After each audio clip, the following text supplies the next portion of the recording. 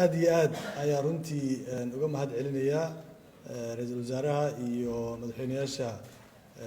dowlad goboleedyada Hirshabeelle iyo Galmudug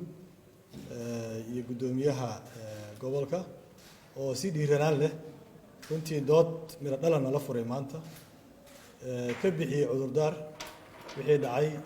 19 Febraayo kana garaabay islaana meel dhignay arrimo badan oo taag ah ama mugdiya oo dhexdeena ku jiray haddana aan ku heshiinay in horay loo dhaqaaqo oo loo socdo runtii 19 Febraayo sax waaye dhacdo xanuun badan ay ahayd oo shacabka Soomaaliyeed iyo gaar ahaan dadka gobolka Banaadir ku xanuun badan waxaa ka dhashay waxyaalo ka ratimay oo badanaa jiro oo kulamada dambe uga wada hadli doono wax walba dhacdo kastaana waxay soo saartaa bay banaanka soo dhigtaa marka muhiimadda ay leedahay arinta nabadgelyada doorashooyinka ama electoral security wax la yiraahdo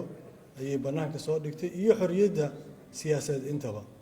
midna hadda waa bilownay waatan mudaharaadkii iyo qaabka u dhici lahaa aan ka wada shaqeynayno wasiirka amniga saaxiibka Xundubey waxaan rajaynayaa inuu nagala shaqeyn doono arintaas maadaama asaga hadda guddiga loo xilsaaray uu kamid yahay waxaan aad iyo aad runtii aan dad badan oo u dhagtaagay shirkan intii aan soo gelin saakay midowga musharaxiinta waxay shir lahaayeen qolo la yiraahdo C6+ oo beesha caalamka kamid ah shirkan oo bayna weydiinayeen kulankan asaga ah Soomaalida daafada dunida joogtana asaga oo bayna weydiinaysay marka annagana waxaan ku mitidnay runtii oo dhinaca kale aan uga mahad celinaynaa oo dowlad goboleedyada iyo xukuumadda ra'iisul wasaaraha uu hogaaminayo in aan isku raacnay markii aan soo fadhiisanaba inaan ka miro dhalino shirka runtii waana ka miro dhalinay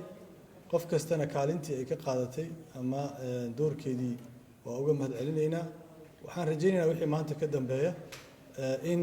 hore aan u socono ra'iisul wasaarahana maadaama annaga midowga musharaxiinta haddaan nahay xukuumadda aan u ogolnahay aan isku raacsanahay mandatekeeda xilgaarsiinta